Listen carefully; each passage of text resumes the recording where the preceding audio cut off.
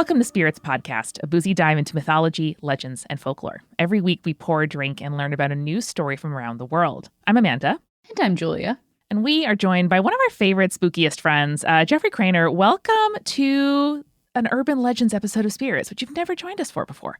I have not. Thank y'all for having me. I'm so excited. It is our pleasure. It feels like you are sort of an expert in like weird hometown happenings nowadays. So it makes sense to have you here for a Hometown Urban Legends episode. I'm excited to talk about weird things in hometowns. It's very good. Jeffrey, I don't know if we've asked you this on the show before, but is there a particular like urban legend or story that you think was like unique to your hometown that you grew up with, or you just remember like hearing through the grapevine? In my head, I think this story exists beyond just my hometown, but when I've told it to people, nobody recognizes it. So oh, perfect. If your listeners recognize this story as something from their hometown, I would be very curious to see if other people had heard it. But my stepbrother had told this to me when I was younger, and he had said that there was kind of out in like Terrell, Texas, like East Texas, there was train tracks out there. And if you took your car up to the train tracks and you put it in neutral right on the train tracks, it would start to roll off of the train tracks. And the trick was right before you did that, you were supposed to put like powder, like talcum powder on your trunk, and then your car would roll off. And then if you looked on the back, you would see little handprints on the trunk, because it's the ghosts of children who had 50 years ago on a night just like tonight, their school bus was hit by a train and they helped push your car to safety. I like that one because it's like creepy, but it's also like helpful ghosts. Yeah, benevolent ghosts as opposed to trying to push your car onto the train tracks because they want you to meet the same fate. I want a playmate. We love these nice, beautiful children who are like, oh no, it seems like you're in trouble. Let me help you. So yeah. That's such a classic one. That's so good. I love hearing ones like different iterations of the same story are always really, really interesting. I'm actually pretty sure Long Island has a similar story. Okay. I'll have to ask my husband later because I'm pretty sure his dad made them do the like on a hill, put it in park and like slowly it moves kind of situation. But I'm not entirely sure. I don't know why so many local urban legends have to do with putting your car in precarious situations. Like we had one about, driving under a bridge with your lights off, and it's like fairly narrow and scary and dangerous. Now I know I'm grown because I'm like, it seems like children, touching the hot stove of death and then pulling backward. But I don't think any of these 16 to 20-year-olds should be driving under these circumstances. Probably not. But, when you're 16 to 20 years old, you think you're going to live forever. So exactly. That's why you do these things. Yeah. So speaking of thinking that we're going to live forever and doing things that are probably not advisable, I do have a quick anecdote before we go into our Urban Legends episodes. I might have bought a haunted painting. Nice. Oh, good. Now, Julia, this may be a reasonable conclusion for our listeners to come to, but I've been to many a flea market with you, and you are drawn to the creepiest shit. Baby dolls that look terrible, tiny chairs, old like lamps that look like fisherman's wife would be holding them, waiting for him on the dock, never coming, and of course, creepy ass paintings. So what makes this one in particular even potentially more haunted than usual for you? Amanda, I am drawn to those things, but I don't often buy them. But this time we were in our local antique mall, as we usually do on Sundays. We just kind of browse and try to find the weirdest or creepiest things. And we went into a booth and I looked at a painting and I was like, oh my God, Jake, my husband, what do you think of that one? Like being like, that's a really creepy painting. Like I'm sure like Jake will also get a kick out of that because he likes creepy things too. And he's like, I really like that. I'm like, oh, I mean, I also kind of really like it. It's creepy, but I like it. And he's like, we should get it. How much is it? I was like, I don't know, because it's like, it was really high up on a shelf and neither of us could reach it. So we had to like get a guy to bring a step stool and bring it down.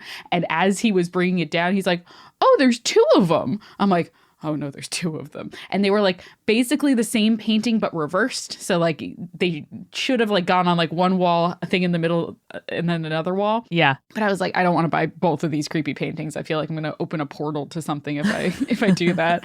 But it's like, it's of a very dark ship and like very dark figures on the bow of the ship. And they're like looking out towards you. And it's like, I will take a picture and I'll post it on the Patreon so that people can see what this this painting looks like. It's very creepy.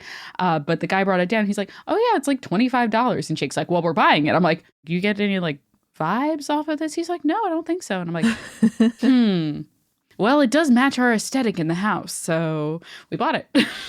I love that. And now I'm like very curious to go back and see if that other painting, the matching painting, is still there, because I'm like, what if I did open a portal? One of my friends just got a new apartment and is like decorating their walls and stuff like that. I'm like, do you want to open a portal between our houses? And she was like, yes, I do. I'm like, all right, so we have to go back to the antique mall next weekend and see if that painting's still there. See, my instinct, Julie, is you shouldn't separate the pair. As soon as you said that, I was like, oh, and so you got both so that the paintings are not like leaning toward each other, causing chaos, trying to find their mate again, right? Well, Amanda, you probably should have talked me into buying the secondary one. And I might still go back and buy the secondary one if it's still there, but we'll see. I think you might have to. Might have to do it. Well, thank you for indulging me in my very haunted painting story. It's now every time you walk from like our bedroom into our living room, it's right there. And so I'm like, I get to see it every morning, be like, oh, you're so creepy. I love a good spooky item. I'm always averse to buying them, but I'm the same as you, Julie. I really am drawn to like weird art, creepy art. I like old paintings where people's faces look not quite right. And that kind of stuff is really fun for a guest bedroom, I think. That's very true. Let them deal with it. Now, Jeffrey, you mentioned you just moved into a new place. Did you do any sensing, any walking through, any red flags for you? How haunted does a place have to be for it not to be worth renting? I actually, when I came to tour this apartment, I was trying to just, if you know about New York State apartment shopping, it is, you really have to jump on it if you want it. And I was living upstate, and I told the guy, I was like, listen, we're all good. Can I just sign the contract? Can I come down there on Monday afternoon? I just want to like do the walkthrough. He gave me a video. I've seen the photos. Everything seemed great. And I said, I just want to make sure basic stuff like no demons in the ceiling, That's and fair. like no secret portals, things like that. And it's so far it feels unhaunted, which is convenient if unexciting. Yeah. Sometimes you just need like a little flair of haunting where you're like, oh, that one spot on the floor is a little creaky whenever I step on it at 3 a.m, but no other time during the day. Like that's like the appropriate amount of haunting I feel like that I could deal with and also still pay someone rent for that apartment. As Amanda likes to say, a sousant of haunting would be perfect. Yes. Jeffrey, as a podcaster, a writer, performer, co-creator of Welcome to Night Vale, you spend a lot of time on the road and a lot of time in theaters. And so I have curated a few haunted theater urban legends for you. I hope this is to your liking. I'm so excited for this. I was really hoping for haunted theater stories. Oh, excellent. Incredible. I have a little narrative arc, a little building to my stories today. So we're going to start with one from Hugo, he, him, and this is titled The Ghosts of the Orpheum Theater. So Hugo writes, hello, everybody. Thank you so much for making this amazing podcast that has educated me and given me stories to tell my friends and family. Now, I've been sorting through which stories I wanted to tell because I have quite a few. My family is filled with storytellers and people with gifts, most of which have been passed down to my siblings and me. However, I'll save my dad's encounter with the toilet/bird cage ghosts, my siblings and I predicting a dog's death, and the talking cows in my grandpa's ranch for another email. Our listeners are such teases. I love that for them. They really are. Be like, yeah, okay, save those stories for another time. We want them desperately. Just send them in. Instead, we're going to focus on the downtown of a small city in Idaho. Idaho, a state I've never been to. How about each of you? No. I lived there as a kid in Boise. Ooh, nice. Yeah. I still have family there, so I've been to Idaho quite a few times. I mean, mostly the Boise area, but yeah. Got it. On a scale of 1 to 10 in terms of how haunted of a state it is, what would you say? Oh, it's very haunted. Okay. All right. It feels a little haunted. Like there's something about Boise feels kind of old to me in a way that I don't expect like Western cities to feel old. There's something like vaguely spooky about Idaho. And then the panhandle, the upstate area of Idaho is gorgeous. Like it is like Everglades sort of. Sorry, not like evergreens, tall piney trees and tall rocky hills and things like that. Not Everglades. That's horrifying. I was thinking to myself, like, if they got swamps, that's a 10 out of 10 for me right away. But yeah, there's something really spooky about close cropped rocky land and things like that. It's gorgeous, but definitely feels haunted. Well, let's put our minds in that haunted rocky locale as Hugo continues. Across from the drugstore and the ice cream shop is a tall, white theater. The stone has been moved to the theater manager's office that marked its founding, which was back in the 1920s. Go ahead and walk up to the box office window a half hour before the doors open to get your ticket, and be sure to say hi to the ceramic monkey holding pride flags with cracks in it from when the Phantom broke it during closing night of Phantom of the Opera. Ceramic monkey, too creepy, don't like. Yeah, that can go. Once you enter the front doors, underneath the lit-up sign proclaiming its name to be the Orpheum, you'll enter a newly remodeled lobby. Above your head hangs a glowing chandelier adorned with porcelain glass roses. If you head over to the concession area to get a pack of frozen junior mints from the obviously queer kids who man it, and if the theater manager is not backstage or in the light booth, be sure to ask about the ghosts in the theater. Sorry to say, but his answer may disappoint you. For all he will say in his booming voice is, we can neither confirm nor deny the existence of paranormal activity at the Orpheum Theater. Legally. However, if you were to be a fly on the wall in rehearsal or in the dressing rooms underneath the stage, you will hear stories exchanged between actors and the crew. The first and most popular is, of course, the little girl. She has been seen on multiple occasions, and while her appearance changes from person to person, the detail that's always the same is that she has a bow in her hair. She mostly runs about the dressing rooms and is often the scapegoat when makeup and props are misplaced or disappear. That or the spirit in the boys' dressing room, but no one ever speaks of him except to say he's not friendly. Now, spirits in dressing rooms, spirits backstage, what do we think? Generally disruptive, welcome? Do they mean that they're like backstage and one of us? What do we think? I think it's very much like brownie or house spirit rules, where it's like you have to be kind to them and then they'll be kind to you situation, but otherwise they're very like mischievous. I don't think that there's a lot of ghosts that are trying to do a murder onto actors, but Jeffrey, you've been touring quite a bit lately and you're about to leave for another tour as we speak. Have there been any kind of like backstage supernatural experiences as you've been touring with Night Vale? There is a theater in Spokane, Washington, so not far from the panhandle of Idaho. This is the Bing Crosby Theater in Spokane. And there is a long, very low-ceilinged hallway that leads down toward dressing rooms. And there is just a dull, I'm just going to call it a moan that comes out of one of the dressing rooms. Uh-oh. It sounds like somebody breathing in a well is what it sounds like. Oh boy. That's horrifying. Stop it. And it's all like fluorescent lights. In my memory, it's like drop ceiling, sort of long hallway. Like it's the type of hallway that if I were in charge of the theater, I would make sure that the fluorescent lights were sort of old and flickering constantly. Sure. Like unscrew it slightly. Yeah. The thing about theater ghosts to me, like I definitely believe in ghosts, although I don't know if I believe necessarily in ghosts taking the form of just a normal human that has no body and moves around as an apparition. I think of it as imprints of humanity, the places where people... The reason why I think there are tons of theater ghosts is because it's a place where people have imprinted over the years, hundreds of people at a time, every single night, night after night. And then you have the people who actually work there are your stage managers and things like that. So oftentimes it is like a tech crew member that is the ghost if it was somebody who worked there. And so these are people who are on a fucking schedule, man. Like these are people who are like, this goes the same way every night. I do this, then I do this. Here are the union rules. Here's when the curtain goes up, blah, blah, blah. And so I think those ghosts often are imprints of people who have a way of doing things. So you do need to behave yourself in the theater. You do need to be on time. Like, don't trash the dressing room, y'all. Just get out on the stage at 8 o'clock when your show's supposed to start. And the ghost will be happy with that. I think that's a great point, that if you're going to incur the wrath of anyone, it should not be the stage manager or one of the people behind the scenes, because they will be furious. Yes. Well, guys, it's like you read my mind eerily and spookily, because next is the stage manager ghost. Yes. When told about him, people will often repeat the story of how before a show, someone asked, hey, whose grandpa is in the audience?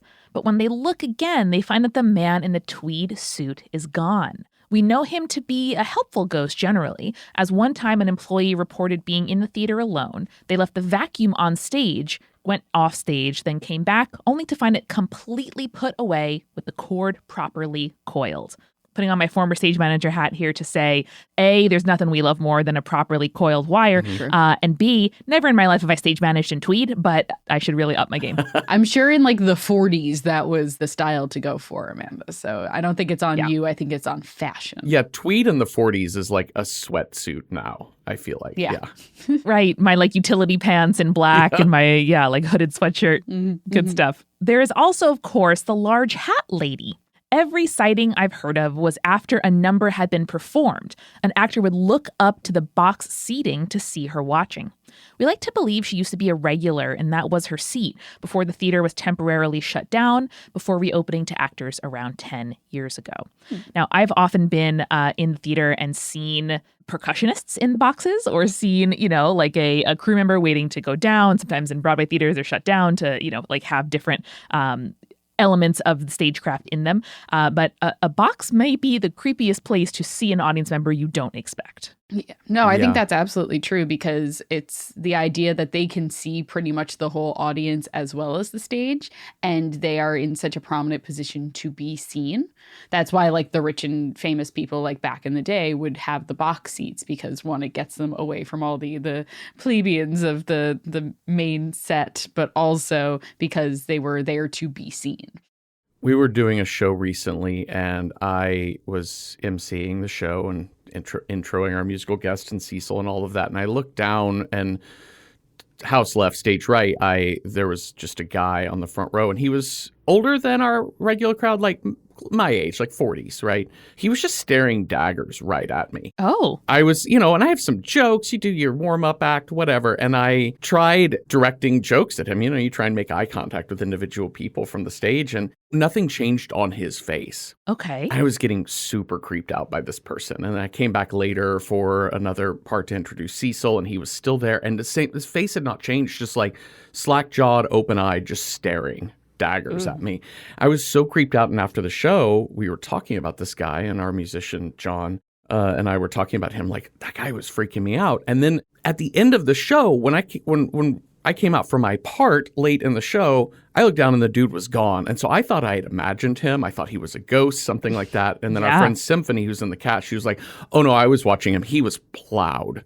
That dude was hammered. He was just trying to hold himself together. I was like, oh no, buddy, don't go so hard. So it wasn't you. He was just like, don't throw up. Yeah. Don't throw up. Yeah. Oh. And I think eventually he made his way out to go do just that. But, or maybe not. Drunk ghost. Who knows? Could have been a drunk ghost. I think more ghosts should be drunk. Yeah. That's my hot take of this episode. Yeah, I'd like float through a distillery back and forth. Like, what else is the angel share going to? Come on, it's for me. I mean, respectfully, people show up at Night Vale looking like hot ghosts. That's like true. they come to the show and may, have all kinds of accoutrement and cosplay or just a generally respectfully creepy vibe. And I wonder if you have that double take moment more than once. If people come, dressed very well as skeletons or ghosts or creepy folks generally. I'm usually pretty prepared for people to be dressed up or to, to have like a creepy vibe to them. People, dress up as like biblically correct angels or, whatever, the faceless old woman or what have you.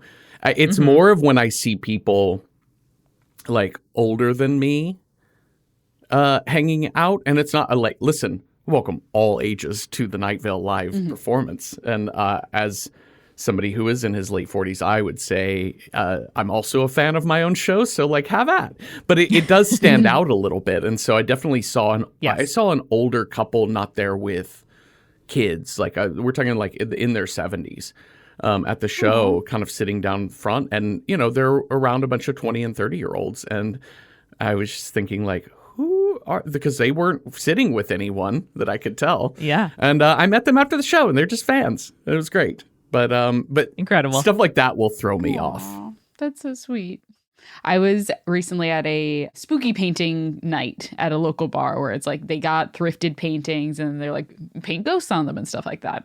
And so the crowd was very much like people in their like late 20s, early 30s for the main part, except for this one woman who was probably in her like mid 70s as well, who was just like rocking like a shirt that had all the slashers on it and like a little flannel over it and was just like painting away at the ghosts in her painting. And I was like, Ma'am, I want to be you when I'm older. This is perfect. I love your aesthetic. I like your vibe. I think creepiness knows no age. Mhm. Absolutely.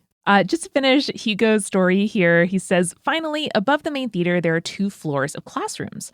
One of them is several rooms that are used for voice lessons and smaller theater classes. The top is a scratched dance floor that has windows overlooking downtown. To be honest, he's just a little guy, but accidentally causes mischief because often the theater manager and his wife will be woken in the middle of the night to a concerned caller saying that they noticed, quote, a boy wearing a newsboy cap walking back and forth in the windows of the top floor of the theater. Whoa. The manager or his wife, whoever picks up the phone, will sigh and say they know and it's nothing to worry about, as this is a common occurrence. And they can't even blame it on a production of Newsies. Like, what are we even doing here? I know. Those would be some very built gay 20-year-olds. Yeah, not little boys. There are sometimes other visitors, but they come and go. One thing I know for sure is Ouija boards or anything of the kind are banned from the theater, as actors and old wiring cause enough problems as it is. That's all for now, folks. The Moth King, Hugo. King of moths. I love the fact that there's so many hauntings there. Not just the one. I feel like a lot of places you're like, yeah, we have 1 ghost, maybe 2. They're rocking like a bunch, and that's impressive. When there's multiple ghosts in a venue, I sort of wonder, like, is it like a roommate situation? Like, are these people who, somebody died in that theater in 1831 and then somebody else in like 1883 or something, and so it is like so it's a kind of a strange dynamic where your roommate's like 50 years older than you. And but yeah, I'm just curious as to like whether or not the ghosts live independently of each other or if they collaborate in some form or fashion. Do they live in separate planes of time and space? I want to give a quick shout out to BBC's Ghosts, which is now in its final season, but that is exactly what the premise of the show is, and it's fantastic. Okay, great. I would highly recommend checking it out. It's a really good show. Because of the actor and writer strikes, NBC or CBS recently started promoting that is on their streaming service because they have the US version of the show. And I was like, God, what's next? Like, this is they're scraping the barrel. They've scraped out Yellowstone. They've scraped out, all of their other streamer exclusives. And like, that's what's left at the bottom is the like BBC streaming rights to Ghost. It's not bad, though. Not bad. It's not bad. I would say that we most often hear about ghosts kind of haunting and occupying separate domains of a building. There might be somebody, upstairs, different in certain areas. But I would really like to think that they would kind of collaborate and level up like a complex move in a video game, where you have like 2 different buttons like and the joystick involved. And then you can sort of ping pong unsuspecting hauntees between areas of the house. That would be the most fun. Yeah, a real like tag team situation where you're like, oh, yes, we get them in this room. And when they run out of that room, then you're waiting there to scare them this way. Well, Amanda, I have a great story about a spooky tunnel at a college. But how about first we go and we grab our refill? Let's do it. Hey everybody, it's Amanda. Welcome to The Refill. Thank you so much to our newest patron, Susan, for joining. And hey, by the way, if you are the kind of nerd who also likes games of all kinds, especially the games that don't require power, aka, tabletop and card games, I'm going to be, along with Julia and Eric Silver, I've joined the party and this show, at PAX Unplugged this weekend in Philadelphia, December 1st to 3rd. We are so excited to be there. Eric is on a panel about decolonializing games, which is going to be super amazing. And then Eric, Julia, and myself are doing a panel all about making NPCs, non-player characters on the fly. It's going to be improv, it's going to be fun, and it's going to be streamed on the PAX 2 Twitch channel. So whether or not you can come in person, check it out. Join the Multitude Discord. They have an event set up and everything where you can stream the panel along with everybody else in our free Multitude Discord. So 2 calls to action. 1, if you're in Philly or going to PAX Unplugged, come see us. Multitude has a table right outside the main convention hall. And 2, join the Multitude Discord at multitude.productions/community, where you can stream our panel along with everybody else. Cool? Cool. Thank you so much to our supporting producer level patrons whose support sustains the show and makes it possible for this to be our living. Alicia, Ann, Ariana, Ginger Spurs Boy, Hannah, Jack Marie, Jane, Neaselkins, Lily, Matthew, Nathan, Phil Fresh, Rico Like, Cats and Jonathan, Malachi, Cosmos, Sarah, and Scott, and our legend level patrons, AE like Damon. They didn't say like like Damon, but I mean, I did. It's like the AE character together. You know what I mean. Audra, BM Me Up Scotty, Bex, Chibi Yokai, Morgan H, and Sarah. You can join these illustrious folks at patreon.com/spiritspodcast. And hey, we're running low on urban legends. If you have been waiting to send one in, if you are going home, visiting home, chatting with people, not from home because your home sucks, sorry, and channel that rage into urban legends by sending us emails about urban legends that you have heard, experienced, or want to experience. We have some people writing in about things they think could or should have happened. That's also cool. Send us that at spiritspodcast@gmail.com or go to spiritspodcast.com and click contact. This week, I want you to listen to Exolore. If you've ever wondered what life would be like on a planet different from our own, or how writers create your favorite fictional worlds, check it out. It's the best. Dr. Moya McTeer explores fictional worlds by building them with a panel of expert guests. The most recent one is all about building a world with 3 parents, which I think is amazing. You can find out more about the show at exolorepod.com or search Exolore in your podcast app. And as always, I'm here to recommend something I have read, watched, or listened to recently. And I had the most transporting, wonderful, couldn't put the book down, wanted to cancel all my plans to go spend time with this book reading experience, reading Wifedom by Anna Funder.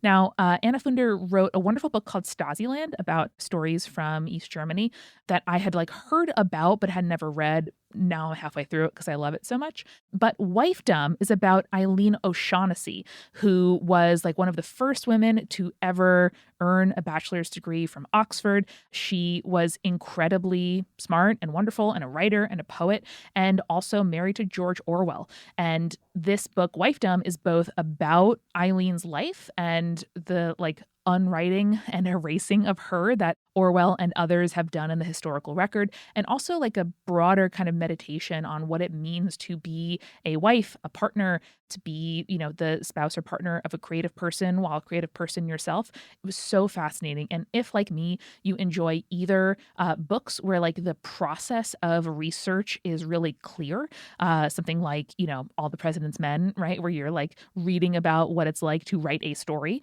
This is incredibly good. Or 2, if you like books by Maggie Nelson, if you like the kind of intertwining of personal narrative and uncovering and unspooling a story, it was exquisite. So good, guys. Check out Wifedom by Anna Funder. And now for our sponsors. First, this show is sponsored by BetterHelp. I know this time of the year could come with a lot of pressure. My therapist is on vacation. I'm on vacation. I'm traveling. I'm going all kinds of different places. It's a lot, and it is very, very natural to have some amount of anxiety or sadness or anticipation mixed with dread about all the stuff that this time of year brings or means. Even if you aren't doing some of the things that other people are talking about that are so stressful, not doing them can also be stressful as well. It's incredibly a lot. And I am really grateful that I have the chance to go to therapy, unpack it all, and talk with somebody who is just there to listen to me, to help me find some amount of meaning or peace in the chaos. And I highly, highly recommend that if you are curious about therapy, you take that first step and give it a try. If this is something that you would find beneficial to do online, consider BetterHelp. It's designed to be convenient, flexible, and suited to your schedule. You can also, and this is really, really amazing, switch therapists anytime for no additional charge. So find your bright spot this season with BetterHelp. Visit betterhelp.com/spirits today to get 10% off your first month. That's BetterHelp, HELP.com/spirits. And finally, this episode of Spirits is brought to you by Wild Grain, which is, of course, the first ever Bake from Frozen subscription box for sourdough breads, fresh pastas, and artisanal pastries. Now, this was the first really cold day of winter so far in New York City. The temperature is hovering right around freezing, and I had an appointment at therapy early in the morning in Manhattan. So I went in, and because of the trains, I ended up being about half an hour early, and I was like, God, you know what I'm craving right now? A huge cup of tea and a fresh baked croissant. And I had to go pay, $6 or $7 for a fresh croissant in Manhattan where I was. But I could also, if I had planned ahead, started my morning with a fresh baked from frozen croissant from Wild Grain. They are my absolute favorite things Wild Grain makes, in addition to the delicious pastas and breads and scones, other things. Listen, it's all good. Croissants are my jam. And you can now fully customize your Wild Grain box. You can get any combination of breads, pastas, and pastries that you like. So if you want a box of all bread, all pasta, all pastries, you can have that. Plus, for a limited time, you can get $30 off the first box, plus free croissants in every box for all the Amandas out there. Not just all of the Amandas, all of you. You know what I mean. When you go to wildgrain.com/spirits to start your subscription.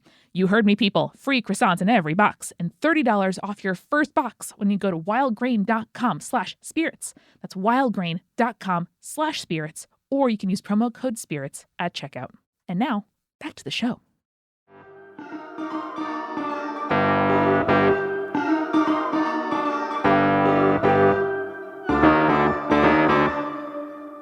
All right, we are back. And Jeffrey, I know that it is kind of the middle of November, towards the end of November as this is coming out. And I know that my cocktail and mocktail and general drink choices have been changing as the seasons change. Is there anything that you're enjoying now that the weather is getting a little bit colder and a little bit more like cozy in your new apartment, hopefully? I have really been on a kick lately of like lighter drinks, not necessarily like in terms of heft, but in terms of like color, right? So I've been more of a white wine person the last year. I've been a little bit more of a lager beer person. And that's even extending into the colder weather. I love making cocktails at home, and I found a really great cocktail recipe of an old classic cocktail called the Duchess. It's an equal part cocktail. It's just four parts, and it is gin. It is dry curacao, it is dry vermouth, and Sauvignon Blanc, or just some kind of like white wine.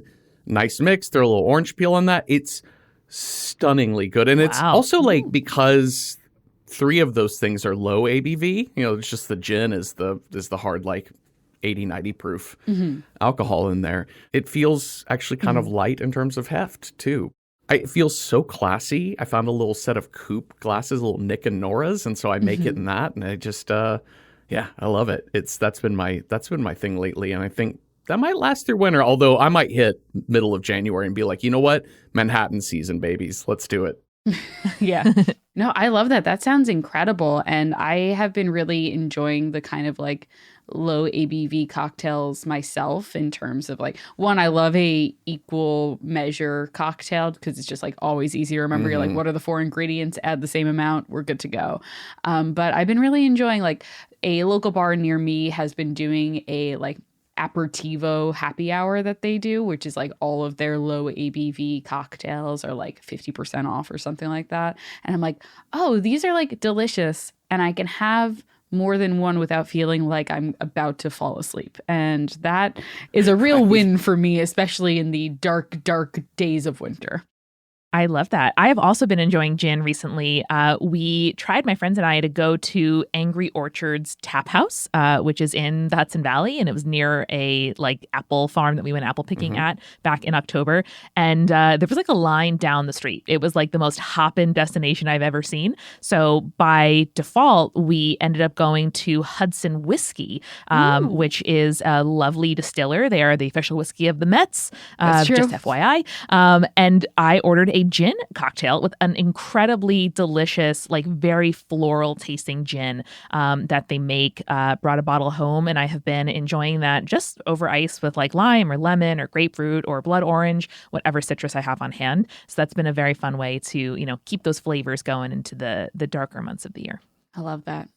I meet so many people who do not like gin, and I always tell them, like, find a local they're everywhere. They're all over the country, because gin isn't that hard to make, but it's typically like an Uncle Tom or bathtub gin that a lot of these local distilleries make, because it's just infusing vodka with juniper and other herbals and stuff. And and that type of gin, like the Hudson gin, there's great distilleries up near where I used to live, like in Akron. There's like Arrowwood Distillery makes a gin I really love, but you get all these different flavors. Like you said, Amanda, that type of thing is really great with soda and a lime. Like, that's a light drink, and it's so much better than like the really, really dry London gins. Yes, I think the more floral and botanical the gin, the better. I think Hendrick's does some really interesting varieties. Like their Neptunia is one of my favorite, like just like sipping gins. And they have And really good distribution. So if you're like not sure where to start and you see it in a liquor store and like you see like a small cute little bottle, like give it a go. exactly. And then the only other one that I like really, really like is Dogfish Head, actually, which is primarily a brewery. Also makes occasionally their own types of gin and stuff like that. And they had this whole leaf gin that was like the best tasting gin I've ever had in my life. It was so good. And now that my mother-in-law has moved out of Delaware, I don't get the opportunity to go down there and buy a bottle every now and again. So I've been a little bit mourning that recently. Well, they do host live events in their Delaware tap room. So here's what needs to happen is Night Vale has to tour at the Dogfish Head tap room. Spirits has to open for you. And gin's on us. I'm down. Gin's on us, everyone. Gin's on us. All right. I have a story, Amanda, that is a logical explanation story, which if people who are listening to this episode have not heard of our logical explanation ones, it is a urban legend where it's like something spooky's going on, but eventually we find out the logical explanation to that spookiness. So this comes from Alyssa, she, her, and she writes, "Hi, I'm a long-time listener, a new patron, and I've been catching up on the backlog of bonus Urban Legends episodes and was inspired to finally share this little story with you. The Dead Body Tunnel. Oh. When I was a sophomore in college, the dorm I lived in was a converted old castle." Pause for effect. Tell me you went to a small liberal arts school without telling me you went to a small liberal arts school. Love it. From what I understand, this building was based off of some actual castle in Europe, but the guy who had it built just made a drawing from the outside and then just had the building made based on the drawing. Due to this, the castle does not make a lot of architectural sense. You had to go up sets of stairs to go downstairs in some places. There were staircases that led to nowhere, and the dorm rooms were all kinds of weird shapes. Oh my God. My friend and I were fascinated by this building and spent many nights exploring and attempting to gain access to the rooftops, which is a real college thing to do. I feel like it's like, how do I get to the highest place and probably the most dangerous place in this building for me, a teenager? Yeah. So we had heard from some upperclassmen that there was a crawl space under the castle that would lead to a hole in the floor of a storage closet that had a back door into a staircase to one of the parapets. Very roundabout, but basically like this is how we get upstairs is we have to crawl and then come up through a hole in a storage closet in order to get to a staircase that'll lead to a place that we probably shouldn't be. So good. NYU had a similar building. The main like conglomerate for the just like liberal arts school was 3 buildings on the same block that had just been like mooshed together. So the 4th floor of one building was the 5th floor of another. And there were a lot of like half staircases and fire doors leading between them. And only like 2 elevators for the whole building, which was 8 or 9 stories tall. So you would kind of like catch as catch can, like take the elevator that was closest to you or was letting people on and then try to sort of find your way through. Only a few months into having a class there did I also learn it was the site of the Triangle Shirtwaist Factory fire. So lots of radicalized pro-labor ghosts there, which that was jarring when you don't know about it. What a reveal for yourself. What a jump scare for yourself. Yeah, it was. All right. So Alyssa continues. One night, 4 or 5 of us, I can't remember exactly, went to look for this crawl space. We found the entrance in a storage shed type room in the courtyard. The room was full of a bunch of old junk and had mild spooky vibes. We located the hole in the floor and proceeded to climb down. As we were slowly making our way through the tunnel, we saw what looked like a shadowy figure up ahead. It looked like a person sitting kind of hunched over in the dark, which terrifying. Makes me think of all of the horror movies where you're like, something is like eating a person and it's like hunched over like an animal, you know? You can only see the back of them. Oh, I don't like that. Naturally, we freaked out and quickly backed out of the crawl space. We tried to call one of the upperclassmen who had used this path before, but she said she had never seen anything spooky down there. This made us freak out even more. Was it a dead body? Was it a zombie? Still, we desperately wanted access to that roof, so we grabbed a long piece of metal and said, let's go poke at it with a stick. This is how you die in a 1980s horror film. I do want to say, in parentheses, the next line is, don't yell at me. I know this was a bad idea. Yep. So at least in hindsight, you understand that it was not a good idea. I'm not going to add insult to injury. This does make me think, though, again, some primal part of my brain, having read and listened to lots of these stories, thinks that you should use wood and not metal because it conducts less well. And something about whether it's electricity or spiritual energy, just some part of my brain is telling me that like a natural material is going to be better for you. I think you're right, Amanda. You're on the money there. And if it's a vampire, you got the wood, so that's good. Go Sharp wood. stake it at a 10-foot remove. So we reasoned that if it doesn't move, then it's safe to go closer. So we went back down armed with our poker and did just that. Turns out it was a mannequin that the theater group the previously mentioned upperclassmen was in and had placed down there to scare unsuspecting new visitors. That's such a mean prank. That's so terrifying. I hate that so much.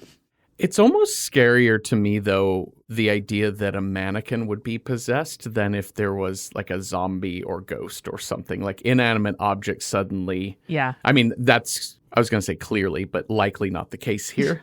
Mannequins are creepy. It's super creepy. The thing is, too, is I can hypothetically kill a zombie. I could hypothetically kill a vampire. Yeah. I don't know how it would hypothetically destroy a possessed mannequin. No. Unless it's Chucky rules and, like, you know, it being in the mannequin body for longer turns it slowly human. Like, you could just shoot Chucky. Sorry, we watched Bride of Chucky last night, so I'm thinking a lot about the rules of Chucky. I think I also saw that first episode of the new era of Doctor Who at just the right time, where I'll never not sort of expect the mannequin heads to like turn and look at me. So that definitely would be effectively creepy for me.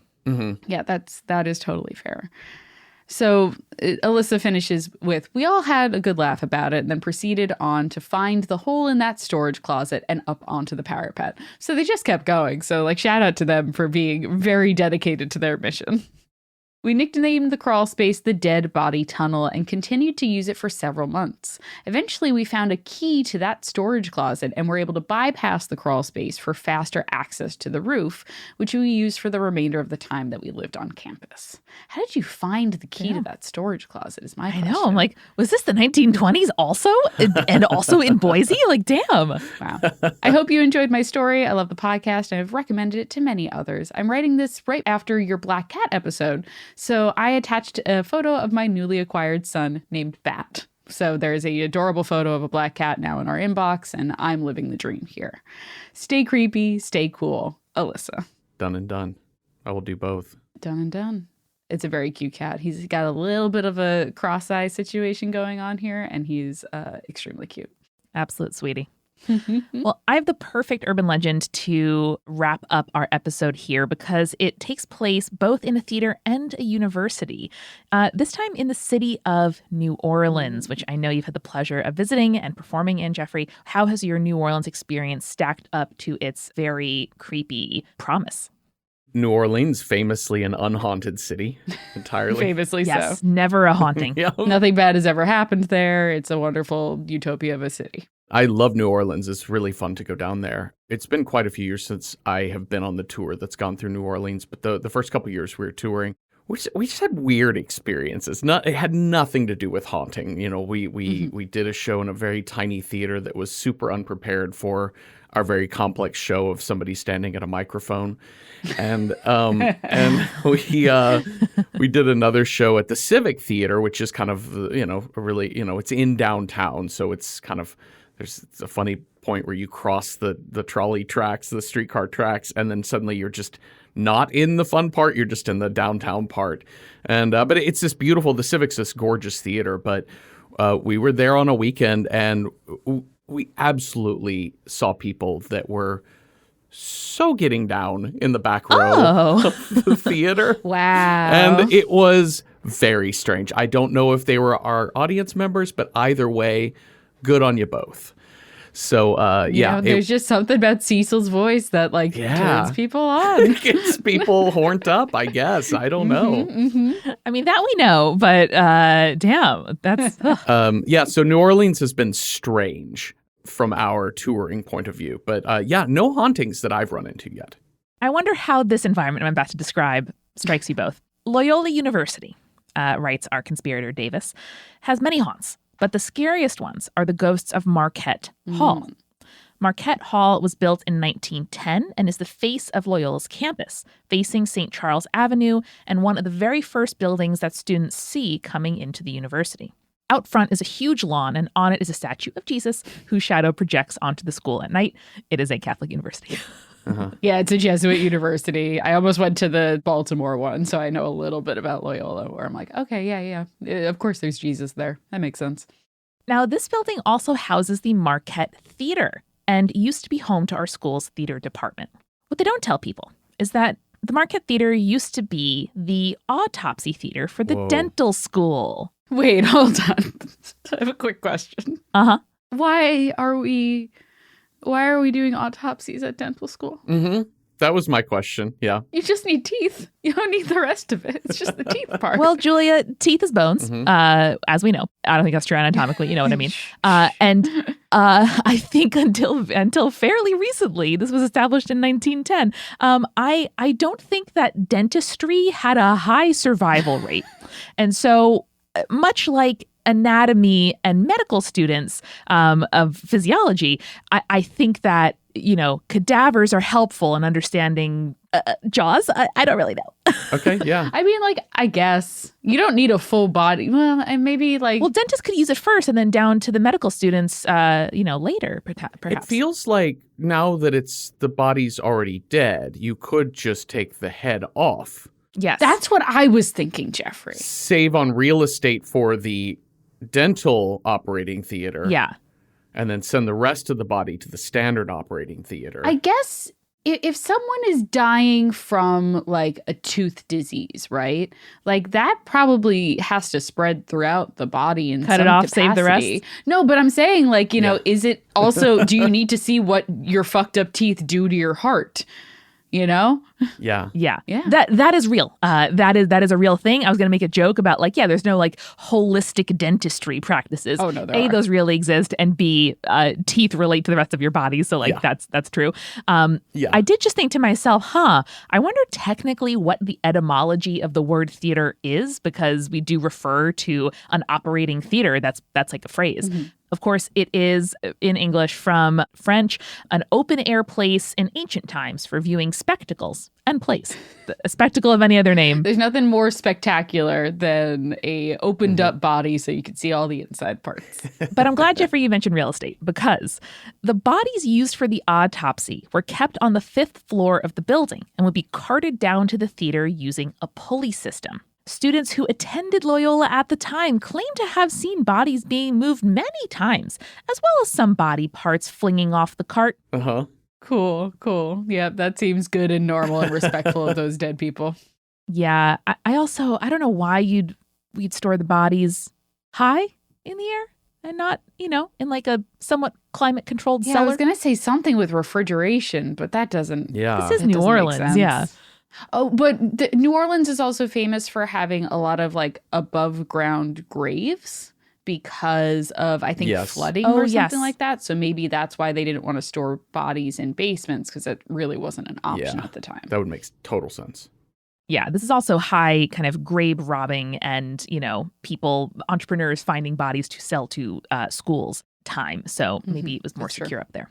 So the School of Dentistry was organized in 1914 with Dr. C. Victor Vignes as the first dean. Cool name. The first classes were indeed held in Marquette Hall, and it wasn't until 1924 that the school was moved to another building. The School of Dentistry since then has moved to Louisiana State University. First class graduated from there in 1972. Thanks. After the School of Dentistry left, the theater department eventually moved in. The autopsy theater was converted to a regular theater, and the place where they kept the bodies was converted, of course, into a classroom. That classroom was used for years as a voice and movement and acting space. It would have been worse if they said dorms. I'm just going to put that out there. Would have been worse if they said dorms. Imagine you're laying in a bed where they used to have the bodies laying. That would suck. That would be tough. Now, I never took an acting class there, but when working on a show once, the director asked me to grab something from that classroom. I walked up to the 4th floor and unlocked the door that led upstairs to the 5th. These stairs are steep, made of some old wood that's found in some of the less used spaces around campus, and as I headed up in the darkness, I couldn't find the light switch. Luckily, I had my phone, so I used my phone's flashlight to guide me. The wood creaked as I took each step up to the 5th floor loft. Now, this place already scared the heck out of me, but as I was grabbing the item I was told to go get, I heard the wood in the back corner of the room thump and creak. No, you didn't. It happened again, and then a third time. Nope. I bolted out of that room and have not set foot there since. Incredible plan. Correct. Good choice. Good choice. That's an incredible plan to be like, nope, absolutely not. Goodbye. Noping out of there is always appropriate. Just get the fuck out of there. Now, students other than me have claimed to hear all sorts of noises, but one stage manager I worked with claimed to have seen and heard a man when she was locking up for the night. She was cleaning up the stage and set out the ghost light, of course, when she heard a thump coming from the lighting area. She looked up and saw a shadowy figure standing in the booth, but when she later went to check it out, nobody was there. Classic. And that is sent in from Davis. Well, Davis, thank you so much. That is wonderful and horrifying, and I appreciate that I got to hear all about it. I think that's the scariest thing to me, like in like horror movies, but also just like when it gets into my head when I hear noises, like the idea that something or someone is in the space with me. Like that's where it gets really spooky. And like I'm just thinking here of the short film Lights Out, right? Like just the notion that something is like creeping close. Even those like really adorable cat videos where somebody has the camera behind a wall and they pan over and the cat's a certain distance back behind the wall, closer, So good. cat is closer. And those videos scare me. Like they actually like really freak me out. And yeah, that notion. So yeah, hearing thumps in the room with you, absolutely not. Yeah. Yeah. I mean, like there is something about our like animal hindbrain that we were prey at some point. And so the idea of something that is stalking ever closer to us, that is better at hiding, that's gonna get us is very scary. Even if it is like an adorable little cat who you know is not going to be able to like really kill you, and you're like, okay, this is fine. You think I'm prey, but I'm not. I'm the predator here. Well, Jeffrey, as you embark on your next leg of tour, please keep us posted if you run into any hauntings. I hope that any hauntings you run into are a part of the wonderful stagecraft of Welcome Science Vale Live. But could you let folks know where they can follow along with you and the latest in your life and work online? Sure. You can find me on Twitter, Instagram, Blue Sky, whatever, at Happier Man. And I'm still doing Welcome to Night Vale. We have a new season of our LA Noir detective series Unlicensed coming out next year sometime, which I'm very excited for. And and Cecil and I are still doing our Random Horror Number 9 podcast, which has been a lot of fun. I don't know what episodes will be out when this episode comes out, but yeah. We do horror movies in a random order. So if spooky season goes all year for you, that's a good one to check out as well. We have a lot of overlap. That is true. One of my favorite shows. Jeffrey, thank you again so much for joining us. And to our conspirators, if you hear something creaking in the corner, stay creepy. Stay cool.